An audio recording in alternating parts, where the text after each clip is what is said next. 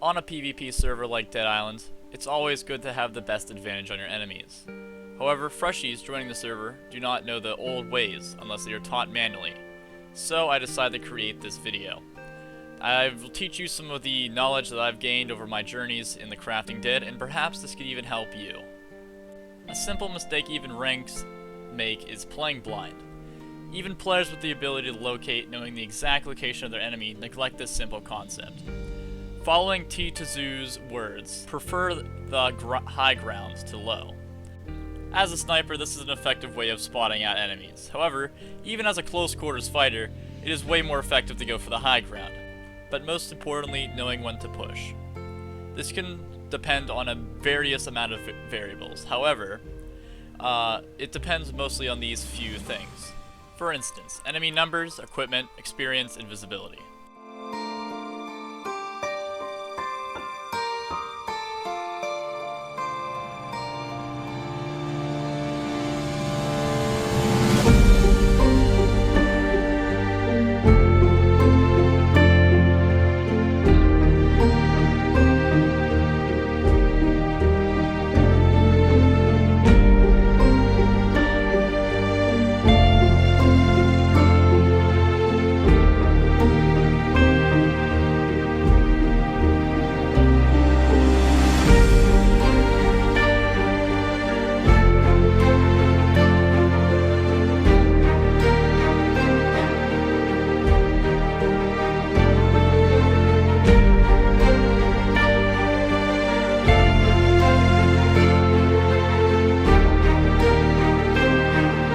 Now it's time for the more custom part of this. That was more of a simplistic oversight on what you need to do. However, this differs from person to person, so I will make this as custom as humanly possible. You see, it is not just about movement, it is also about strategy. Consider the PvP arena that you're in as a chessboard. Your opponent flanking or attacking is his move. However you counter this is your move. Now, unless you are playing a very slow game of chess, then you will most likely fail if you are slow in your endeavor. That's why you always have to think fast. Now, this is not always the case. You can't always think fast enough to outwit your opponent.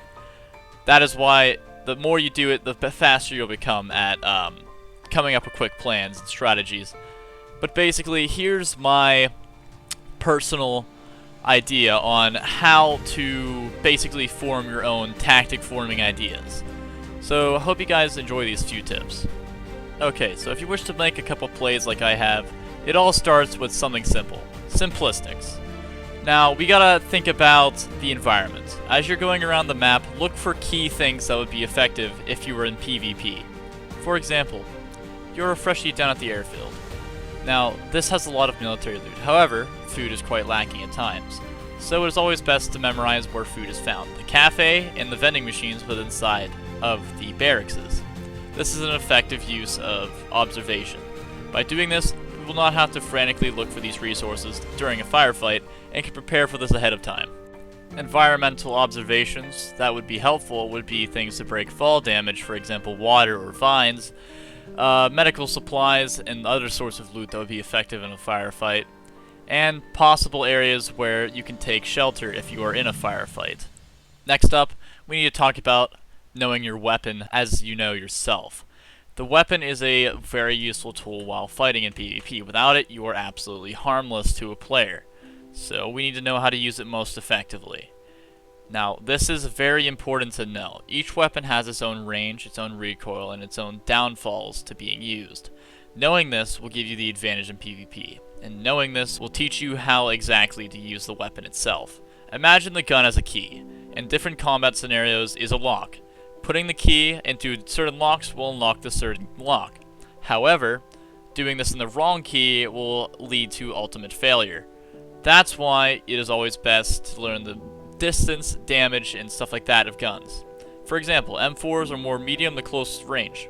However, they can also be used as a sniper rifle, but this is most effectively used as close range and far to medium range.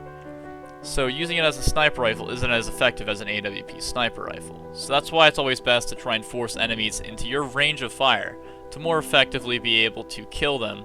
For example, how I use my quick starter axe. The axe is a close quarters melee weapon. There's no way to throw it, and there's no far range capability on it whatsoever. However, you can reach things, and it has a decent amount of knockback.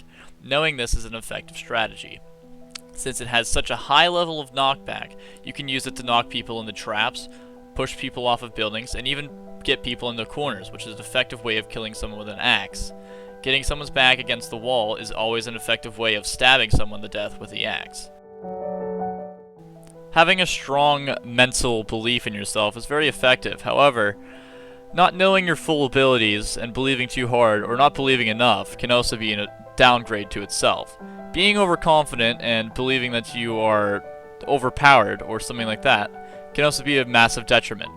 And on the other spectrum, feeling that you are too bad at PvP to PvP will naturally reflect in your PvP skills.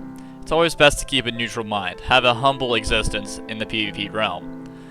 You can crack jokes every once in a while in a satirical way if you ever so please. However, it is most effective to keep a neutral stance, not believing that you can do it and also knowing when you can't do it. Players that you can best and the players that you will have a difficult time besting. Learning this will help you know when and why you need to do certain actions on the field.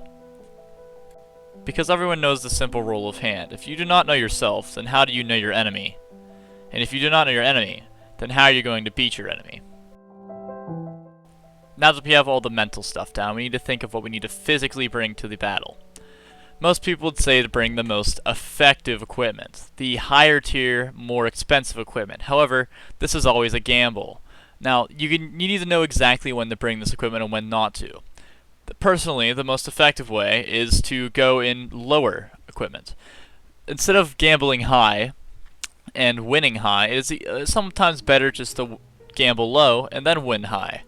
It is twice a double win. See, since you use less resources while out in the field, and you gain double that much, you get double of what you brought out with you, meaning that you can use double that next round. It has a bit of a pyramid effect to it. The more you use it, the higher it goes up.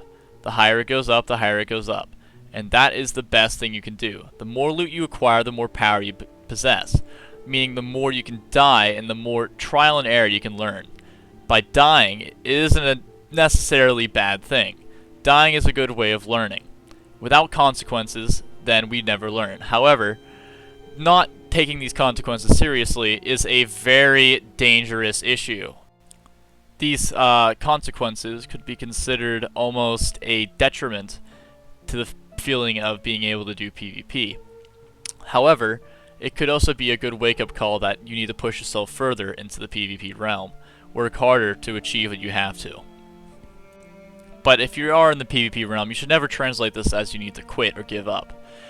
When you give up, you truly do lose the battle and lose the fight. If you ever decide to quit or leave because you just feel like you're not doing good enough, that's just proving that you just need to keep trying a little bit better.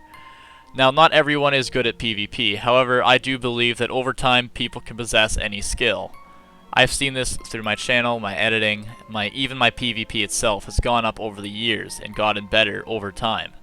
I started off very low in my PvP skills and gained a lot of experience over time. Now, sometimes it's not even the people that you have near you that teach you the most effective way of PvPing, but it's even your enemies. Being defeated over and over again helps you learn their strategies, learn the way they play.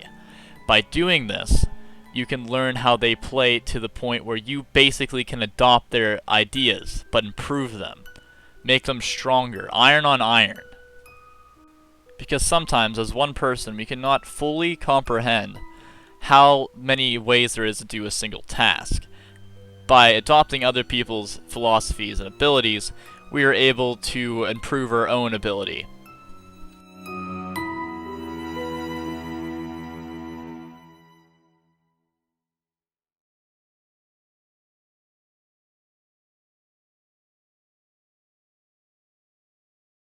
Those most well-informed are those most well-prepared. That's why it's always best to have a decent flow of information. Now, it's sometimes most effective to gather as much information as possible on an enemy or a group. Knowing your enemies is effective, and knowing yourself even more, as we learned before. However, without any information and knowing our own abilities, we have no way of knowing how our enemies will react to those abilities. Being able to guesstimate how a fight or PvP encounter will go is an effective strategy. And always be learning while you're in PvP. Taking notes, learning their strategies, even finding patterns in the way that they PvP. Does they keep flanking? Are they more of a far-ranged adversary? Do they like to push? Do they use certain frag grenades, flashbangs, tactics, handcuffs, camping positions? These are all important things. Do they have allies? These are all very essentials to the intelligence of the Crafting Dead. Growing a database for what you can use and reference while in PvP is a more effective way of being able to make those quick decisions in PvP without having to wait or plot these things out ahead. A quick, simple concept is the concept of having a goal. Now, this is not a I will become the best player kind of concept. This is a directional concept for when you are in PvP. A lot of people just merely roam around in search of their enemy. However, I believe it is more effective to find a goal, a common area to move towards while looking for your enemy. While randomly roaming around, you have a higher chance of being able to be attacked randomly by your enemy. Having a goal allows you to have a place to retreat back to and a place to push forward to in the case of an issue while trying to find your enemy.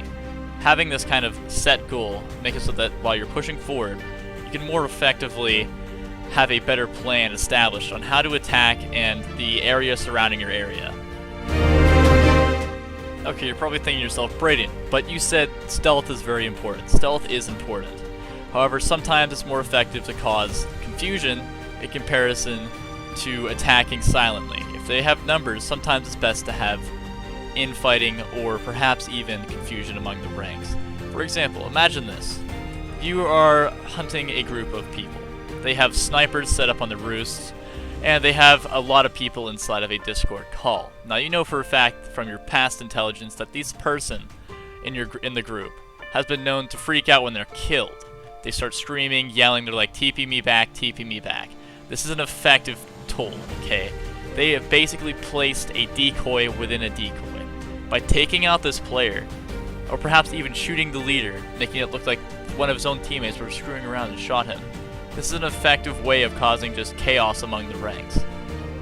Now, on the other hand, you can try stealth, trying to take out these members one at a time, but that wouldn't be as effective since they are already in a call. They would instantaneously know you were there, and you would have to use chaos. So sometimes it's just more effective to use chaos right off the bat. For example, a straight-on assault, something that they wouldn't expect. If you are going in stealthily, they might expect that. If you kill one of them, they would expect for you to come back and try to get the rest. Sometimes it's best for a sudden, unexpected attack in comparison to a more slowly calculated, slow attack of stealth. For example, you have a explosive M4. You rush through a doorway with an M4 and kill half the squad. Or you're throwing frag grenades and decoy grenades all across the map. Or perhaps you're moving positions every so often, firing and switching uniform. Or perhaps even killing a few of the members and putting on their uniforms while rushing in, giving them the maximum confusion among their ranks. Are they being killed by their own people? How many people are attacking their people? Could it be another squad? Perhaps they will try to retreat. However, adapting this kind of play method is an effective use of strategics. Knowing how to build a strategy against certain enemies is very effective in PvP. Going in without a plan is never a good idea. Okay, so this is one of the most important things. Don't be predictable. If you're in a PvP scenario, and there are certain areas that you are forced to be predictable, you should dread those moments.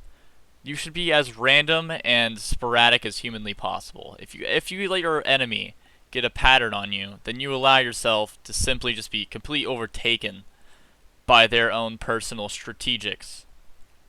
For you to become predictable is for you to forfeit victory completely. If your enemy catches on to this, it's basically over. That's why you always have to play more sporadically. Never peek from the same position more than once unless it's to throw off your enemy. If you've been peeking from several different locations, peek from the same exact location the second time. What could happen? And I think this is probably the end of the tips that I'm going to be giving for the day. I was thinking about this recently, and this is what I came up with so far. However, I think I might be doing more videos for certain play styles and stuff like that. I'll also be perhaps maybe even interviewing a couple people to see their sides of how they play with PvP wise anyways. And this is Brain Survives, and well, I don't know what to say. Well, I mean, we're at the end of the video, and I mean, consider subscribing because I do tons of PvP videos, and perhaps there will be more, how do you say, tutorials and stuff like that coming in the future.